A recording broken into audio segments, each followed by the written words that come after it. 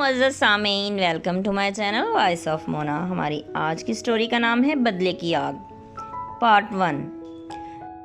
ماریا اور Michael hospital میں job کرتے تھے۔ وہ کافی عرصے سے ایک دوسرے کو جانتے تھے۔ ماریا مائیکل سے شادی کرنا چاہتی تھی، لیکن وہ پہلے ہی سے شادی شدہ تھا۔ وہ ماریا کو بہلا پھسلا کر اس کا فائدہ اٹھاتا رہتا تھا۔ وہ اس کی مالی مدد بھی کرتی۔ ماریا اس کے ساتھ دل سے مخلص تھی، اس سے محبت کرتی تھی، مگر وہ نہیں جانتی تھی کہ مائیکل صرف اسے استعمال کر رہا ہے۔ اس کی آنکھوں پر تو محبت کی پٹی بندھی تھی۔ وہ بیچاری ہر طرح سے مائیکل کا ساتھ دیتی، سب سمجھاتے۔ پھر وہ ماریا پریگننٹ ہو گئی تو اس نے مائیکل سے کہا، اب تو مجھ سے شادی کر لو، میں کہاں جاؤں گی، کیا کروں گی۔ مائیکل اسے ہاسپٹل یہیں رہائش لینے کا کہنے لگا۔ وہ گھر چھوڑ کے یہیں رہنے لگ گئی۔ مائیکل شادی نہیں کرنا چاہتا تھا۔ اس کے ہاں بیٹا ہو گیا۔ مائیکل نے اسے تسلیم تو کر لیا تھا، شادی ابھی بھی نہیں کی تھی۔ وہ اس کا بہت خیال رکھتا۔ ماریا بھی خاموش تھی۔ وہ اپنی ایسی مجبوری بتاتا کہ وہ خاموش ہو جاتی۔ بچہ تھوڑا بڑا ہوا تو ماریا کو اس کی تعلیم کی فکر ہوئی۔ پھر اسے اسکول داخل کروانے کے لیے بھی تو ڈاکومنٹس چاہیے تھے۔ مائیکل کی سمجھ میں پھر بھی نہیں آیا۔ وہ ماریا کو ذہنی اذیت دے رہا تھا۔ ماریا بیمار رہنے لگی۔ اب اس سے احساس ہوا کہ ایک سنگ دل انسان کے لیے ساری زندگی تباہ کر لی، مگر پھر بھی اس انسان کو اس کا احساس نہیں تھا۔ بچے کا نام ڈینیل تھا۔ وہ سمجھدار تھا۔ وہ 8 سال کا ہونے والا تھا۔ ماریا کو تو مائیکل کی پہلی شادی کے بارے میں پہلے ہی پتا تھا۔ پھر مائیکل کی بیوی کو بھی ماریا کے متعلق پتا چل گیا۔ اس نے ماریا کو قتل کروا دیا۔ مائیکل ڈینیل کو گھر لے آیا۔ اب وہ اسے اکیلا نہیں چھوڑ سکتا تھا۔ جینیفر اس کی پہلی بیوی تھی، وہ بتا چکا تھا۔ کو بھی اس نے سب کچھ بتا دیا۔ سب کچھ وہ ڈینیل کو غصے سے دیکھتی، اسے بلا وجہ مارتی۔ ڈینیل روتا رہتا۔ مائیکل جب گھر نہیں ہوتا تھا تو وہ بہت ظلم کیا کرتی۔ اسے کھانا نہیں دیتی، اسے بلا وجہ مارتی، اس سے گھر کے کام کرواتی۔ اکثر مائیکل آتا تو اس کو چوٹیں لگی ہوتی۔ وہ پوچھتا اس سے تو وہ بتا دیتا کہ ماما نے مارا ہے۔ مائیکل ایک دن ماریا کی بہن کے پاس گیا اور اس نے اسے بتایا، ڈینیل کو میری بیوی نہیں رکھنا چاہتی۔ سوزی نے اسے کہا اسے مجھے دے دو۔ وہ اسے لینے آ رہی تھی۔ وہ جب اسے لینے کے لیے پہنچی تو جینیفر اسے مار رہی تھی۔ پھر گاڑی میں لے کر جانے لگی۔ سوزی اس کا پیچھا کر رہی تھی۔ وہ دریا کی طرف جا رہے تھے۔ سوزی کا دل دھک سے رہ گیا۔ اسے سمجھ آ گئی کہ میری بہن کو بھی اسی نے مروایا ہے اور ابھی اس کے بچے کو مارنا چاہتی ہے۔ جیسے ہی جینیفر نے اسے دریا میں پھینکا، سوزی نے بھی پانی میں چھلانگ لگا دی۔ وہ بہت اچھی تیراک تھی۔ وہ بھی ماریا کی طرح گھر چھوڑ کر آئی تھی، لیکن اسے جلدی ہی سمجھ آ گئی تھی۔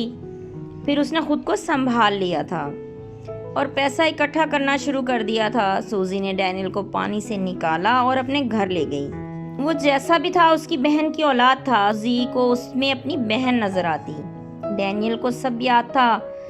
وہ اپنی خالہ سے مل کر خوش تھا، لیکن تکلیف میں بھی تھا۔ وہ روئے جا رہا تھا۔ بولا، میں بدلہ لوں گا ان سے جنہوں نے میری ماما کو اور مجھے تکلیف دی۔ مگر سوزی نے اسے کہا، دفع کرو، تم میری حفاظت میں ہو، اب ہمارے پاس سب کچھ ہے۔ سوزی ماریا کے مرنے پر افسردہ تھی۔ کاش وہ پہلے واپس آ جاتی۔ وہ ملک سے باہر تھی۔ پیچھے سے یہ سب ہو گیا۔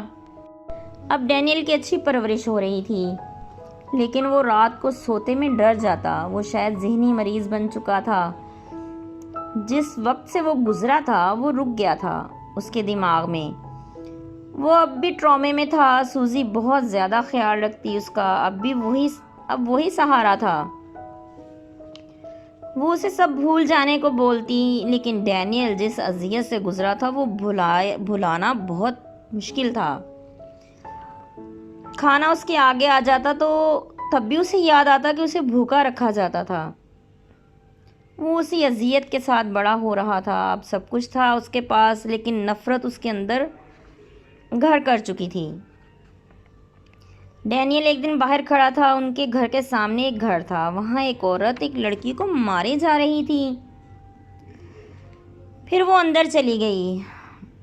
डैनियल ने उस बच्ची को आवाज़ दी। वो उसके पास आ गई। क्या है नाम तुम्हारा? मेरा नाम माया है। वो क्यों मार रही थी? वो मेरी स्टेप मदर हैं। मेरी मामा की डेथ हो चुकी है। ये मुझे पसंद नहीं करती, इस वजह से मुझे मारती हैं। मैं फिर भी उनसे प्यार करती हूँ। ये अच्छी नहीं है और ना होंगी कभी, देख लेना। हाँ मुझे भी पता है, तुम अपना ख्याल खुद रखा करो। फिर उसे अंदर से उसकी सौतेली माँ ने आवाज़ दी तो वो घर के अंदर चली गई। डैनियल भी अपने घर के अंदर चला गया। वो उसके बारे में ही सोच रहा था। फिर कुछ अरसे के बाद सूजी डैनियल के साथ दूसरी जगह शिफ्ट हो गई। सालों बीत गए। उसके बदले की आग बढ़ती जा रही थी। अब वो एक खूबसूरत नौजवान बन चुका था। वो आला तालीम याफ्ता भी था और शहर के सबसे मशहूर क्लब का मालिक भी। रातों को वही ख्वाब अब भी उसको सताते थे। वो डर के उठ जाता। एक खूबरू नौजवान अपने साथ होने वाले मुजालिम को अभी तक नहीं भूल पाया था। वो बदले के लिए वक्त का इंतज़ार कर रहा था और वक्त शायद करीब आने ही वाला था। जीते रहिए, खुश रहिए। मिलते हैं अगली कहानी के साथ।